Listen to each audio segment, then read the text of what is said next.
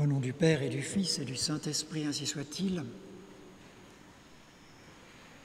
Eh bien, chers frères, nous nous arrêterons ce soir quelques instants sur la beauté de cet épître qui, en grande partie, recouvre celle qu'on lit lors de la fête du Sacré-Cœur et que vous réentendez à longueur d'année tous les premiers vendredis du mois, si vous cherchez par cette série de communion 9 premiers vendredis du mois de suite à obtenir les grâces de la persévérance finale qui y sont attenantes. Dans cet épître, saint Paul, bien sûr, commence par demander de ne pas s'affliger des souffrances qu'il subit. Ça ne doit pas affliger l'Église, car ils savent que ces souffrances sont permises par Dieu et qu'elles sont pour la gloire de l'Église qui s'en tirera en montrant tous les mérites de ses saints. Il faut se rappeler que cette épître a été écrite alors que saint Paul était captif. C'était sa première captivité, saint Paul à Rome. Et aussitôt, il entreprend, après 3-4 lignes, une prière. « Je fléchis les genoux devant le Père de notre Seigneur Jésus-Christ, de qui toute paternité au ciel et sur terre tient son nom. » Et il nous ouvre des horizons, et voilà ce qu'il lui demande après ça au Père. Donc, il forme sous cette forme-là, il commence sa prière au Père de notre Seigneur Jésus-Christ, de qui toute paternité tient son nom. Et là, il nous ouvre un horizon, qui est l'horizon déjà ébauché par Jésus. Rappelez-vous, lorsqu'on lui a demandé « Seigneur, apprenez-nous à prier », quand vous priez, dites « Notre Père ». Donc les mots par lesquels nous nous tournons vers Dieu, nous nous fléchissons le genou, ce sont des mots qui touchent à la véritable identité des rapports entre Dieu et ses créatures. Les rapports entre Dieu et les créatures sont sous le titre de Père. Il est vrai que ça a pris un relief très singulier durant le Nouveau Testament, et d'autant plus que notre Seigneur Jésus-Christ avait utilisé cette expression pour nous apprendre la fameuse prière de notre Père. Mais déjà l'Ancien Testament voulait qu'il y ait cette relation d'amour entre l'homme et son Dieu. Et les expressions sont très nombreuses. Quand il parle à Jérémie, il est formel en disant « Tu m'appelleras mon Père ». Donc il lui demande à ce prophète, ce grand prophète, eh bien, de s'adresser à lui dans ces termes très tendres, parce qu'on compte sur son Père. Donc cet aspect de la révélation n'est pas réservé uniquement au Nouveau Testament, et il est très réducteur de présenter le Dieu de l'Ancien Testament comme un Dieu vengeur, et celui du Nouveau Testament qui serait une sorte enfin de Dieu révélé dans sa bonté. Il faut bien se dire que l'Ancien Testament a montré un Dieu vengeur en raison de la dureté du peuple qu'il a voulu se former et qui n'obéissait jamais. Et donc cette paternité, cette délicatesse, cette attention de Dieu, il ne la remettait en relief que lorsque le peuple avait été puni et redressait la tête grâce à son œuvre de miséricorde. Et donc l'Ancien Testament est plein de cette paternité divine. On la trouve aussi en particulier dans le très beau chapitre du Deutéronome. Remarquez, par exemple, lorsque sainte Thérèse de l'Enfant Jésus, qu'on présente comme véritablement ce chantre du cœur de Jésus, ce chantre de l'amour de Dieu. Et quand on parle de sa voix d'enfance, où elle se sent comme une petite enfant dans les mains de son père et qu'elle voudrait tout lui abandonner, ce qui lui a révélé cette voix, ce qui l'a illuminé dans cette voix, c'est un texte de l'Ancien Testament. Vous serez allaité, porté sur le sein, caressé sur les genoux, comme un homme que sa mère console, ainsi je vous consolerai. C'est un texte du prophète Isaïe. Et c'est ce texte-là sur lequel s'appuie sainte Thérèse de l'Enfant Jésus avant toute chose. Donc cette paternité de Dieu, pour nous, est l'essence même de notre rapport à Dieu. Nous ne pouvons pas imaginer ce rapport à Dieu autrement que sous cette forme de soumission à la paternité divine. Et c'est une paternité qui engendre. Il est Père déjà parce qu'il nous a engendrés. Par son amour envers nous, il nous a voulu comme créatures. Pourquoi Dieu, qui dans sa majesté se suffisait, l'éclat de sa gloire lui était suffisant, pourquoi a-t-il voulu les créatures? Question tout aussi véritable pour les anges que pour les hommes. Pourquoi les a-t-il voulus? Parce qu'il aimait. Et parce que dans son amour, il voulait que des créatures puissent être pénétrées de son amour et puissent profiter de la gloire qu'il leur préparait. Voilà pourquoi Jésus nous a créés, par amour. pour que par amour nous profitions de sa gloire. C'est tout simple, c'est ravissant. C'est quelque chose, quand je dis ravissant, c'est au titre de l'étymologie, ça ravit notre âme dans la contemplation. C'est quelque chose qui nous remplit. Et dès le premier instant, Dieu a créé l'homme, marquant bien cette intimité qu'il avait en vue, puisque, nous dit la Genèse, il l'a créé à son image et à sa ressemblance. De qui tient-on la ressemblance si ce n'est de ses parents, si ce n'est de son père? Et donc, si nous sommes déjà à son image, c'est une expression qui nous montre, dès le premier instant, qu'il avait voulu qu'en nous fût infusé des traits, une manière d'être, qui nous faisait ressembler à lui par notre esprit, par notre capacité d'aimer. Et il se révèle alors comme un père. Nous sommes son fils, il est notre père. Oui, nous ayons cette paternité parce qu'il nous engendre, parce qu'il est véritablement père.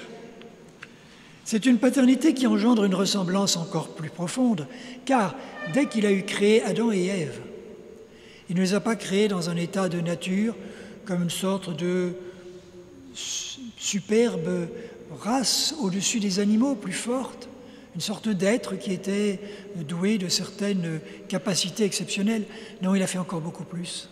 Il les a appelés à cette vie intime qui s'appelle la grâce sanctifiante, qui est cette vie que Jésus-Christ nous a reconquise, qui nous a redonnée, qui vous a été donnée dès le baptême. Et là, nous sommes fils à un autre titre, tellement plus beau. Titre de celui qui a été adopté. Titre que nous donne ce Père par excellence parce qu'il se communique à l'intime des âmes de ses enfants. Titre qui est ébauché quelquefois dans l'Ancien Testament. Les yeux ont contemplé les splendeurs de sa majesté, les oreilles ont vu les accents de sa voix, et il a mis dans leur cœur l'éternité. Voilà ce que Dieu a fait, il a mis dans nos cœurs l'éternité.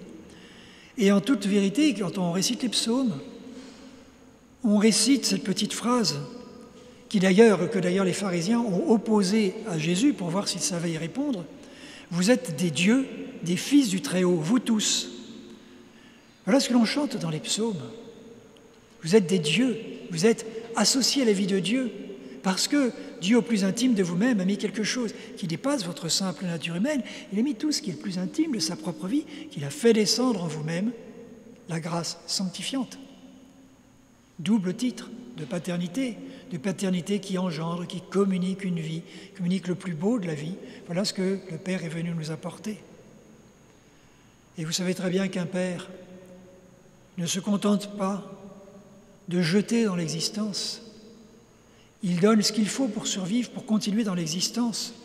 Et quand il s'agit de Dieu, il nous soutient dans l'existence, parce que c'est plus fort encore qu'un père qui se contente de gagner sa vie, de donner de la nourriture à ses enfants.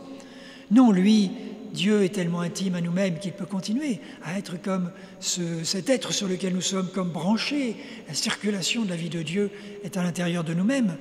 Il nous protège. Son amour envers nous est providence, bien sûr, mais plus que providence, providence pour toutes les petites choses matérielles, providence dans sa grâce, providence pour nous conduire au ciel, à travers nos épreuves, malgré nos péchés, à travers nos prières, à toute occasion. Il agit comme une providence, il porte l'âme, il la chérit comme un enfant bien-aimé, il la soigne. Très souvent, là aussi, quand on regarde le prophète Isaïe, il a des termes allégoriques, bien sûr, mais qui sont très beaux, qui montrent cette permanence de l'œuvre de Dieu.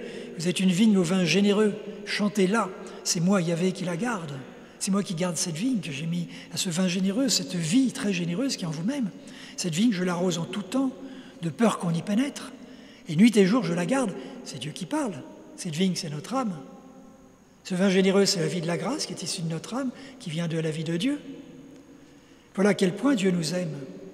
Et s'il a envoyé son Fils Jésus, c'est bien parce que l'homme s'étant détaché de tout cette aide, ce soutien que Dieu lui a donné, il a voulu qu'on le retrouve, qu'on retrouve cette vie, mais qu'elle nous soit méritée dans la justice. Aussi a-t-il voulu que son Fils éternel vienne sur terre, et qu'en venant sur terre, il accepte d'expier nos péchés pour qu'il puisse nous avoir reconquis le droit à la grâce, reconquis le droit à être ses fils. Voilà ce qui nous est proposé. Voilà ces prévenances divines qui viennent au-devant de nous. Donc il est un Père qui engendre, Il est un Père qui soutient dans l'existence. Il est aussi un Père qui éduque. Il n'a pas d'autre volonté que de nous instruire, d'instruire notre croissance. Cette vie, il nous l'a donnée. Il veut qu'elle soit belle, pleine et généreuse. Regardez la suite de la prière dont je vous parlais tout à l'heure, et qu'il vous donne, selon la richesse de sa gloire, d'être puissamment affermi par son esprit. Voilà ce qu'il demande à Dieu, qu'il vous donne, selon la richesse de sa grâce, d'être puissamment affermi par son esprit au profit de l'homme intérieur, de cet homme qui se recentre sur ce qui est l'essentiel, sur la vie de la grâce. Voilà ce dont Dieu s'occupe. Et donc, il nous fait capables de ces dons, mais il nous éduque. Il nous éduque pour que nous soyons recentrés sur cet être tout intérieur, cet être qui est fait pour vivre généreusement de la vie de Dieu. Et même saint Paul prie pour qu'on comprenne cette vie de Dieu, cette vie de notre Seigneur Jésus-Christ. Et il va prolonger en disant « en sorte que le Christ habite dans vos cœurs par la foi ». Et puis après ça, qu'enraciné dans la charité fondée sur elle, etc., vous puissiez comprendre. Mais d'abord, qu'on soit enraciné par la foi en notre Seigneur Jésus-Christ. Voilà le projet de Dieu notre Père. Il nous appelle à être fils avec Jésus-Christ. Et donc, nous avons dans cette filiation, il nous éduque à écouter et à nous adapter au fait que c'est Jésus-Christ qui est son Fils éternel, qui est venu pour nous filialiser, et nous avons à nous adapter à cette image du Christ. Le chrétien est un autre Christ, et nous avons, par notre vie, à essayer de vivre selon le Christ. Et Dieu nous éduque dans cette direction. Il nous rend capables de ces dons. Et puis, finalement, Dieu va nous nourrir pour que nous soyons capables de ressembler à notre Seigneur Jésus-Christ. Eh bien, il va même aller jusqu'à se donner à nous. Ce sera l'Eucharistie, ce sera la communion, le don des dons. C'est Dieu qui vient au plus intime de nous-mêmes, qui transforme le plus intime de nous-mêmes. Et là, nous sommes au cœur des dons de Dieu. Il ne peut pas y avoir de don plus extraordinaire que ce don de l'Eucharistie. Alors, à ce moment-là, c'est la voix du Christ en nous qui appelle notre Père, qui se remet dans les mains du Père céleste. Notre âme est toute prise par la filiation, par notre Seigneur Jésus-Christ qui est Fils. Et nous devenons très intensément et très intimement des fils aimés de notre Père du ciel. Et c'est pour ça que saint Paul, toujours dans ce même appel, est tellement émerveillé de ce que Dieu produit, de ce que le Fils produit, qu'il demande que si le Christ habite dans nos cœurs par la foi, enraciné sur elle, fondé dans la charité, nous puissions enfin comprendre, parce que la réalité se produit, mais il faut la comprendre, il faut la pénétrer, que nous puissions comprendre avec tous les fidèles quelle est la largeur, la longueur, la hauteur, la profondeur, connaître la charité du Christ qui dépasse toute connaissance. Voilà ce à quoi nous sommes appelés. Voilà ce qu'est la grandeur de l'homme. C'est notre vie, c'est le réel. Demandons à Dieu, comme avec saint Paul, que nous puissions le comprendre, que nous puissions le pénétrer, que ça devienne véritablement le cœur de notre vie, le cœur de notre vie spirituelle. Et puis demandons à la Vierge Marie qu'elle nous conduise sur ce chemin parce qu'elle a été, à un titre très spécial, auprès de ce Fils merveilleux, ce Fils du Père incarné, elle qui lui a formé cette humanité qui lui était nécessaire pour expier les péchés. En cœur à cœur, elle était donnée à ce cœur infini, ce cœur sacré de Jésus. Et on a pris l'habitude dans nos prières d'unir les deux cœurs, le cœur immaculé de la Vierge avec le cœur sacré de Jésus. Car en tant que créature, en tant que mère sur cette terre, elle a tellement pénétré cette réalité de l'amour de Dieu et de cet amour incarné qu'elle est certainement la plus apte à nous donner ce véritable amour de Dieu. Et donc lorsqu'on invoque le cœur immaculé, on l'invoque toujours lorsqu'on est en train d'invoquer le cœur sacré. Mais ces deux s'adressent à une même réalité, c'est de nous remettre intimement dans ce mystère de la Trinité, ce mystère de l'amour de Dieu qui est infus en nous pour que nous vivions véritablement en soumission, en admiration, en relation perpétuelle et éternelle avec notre Père du ciel. Au nom du Père et du Fils et du Saint-Esprit, ainsi soit-il.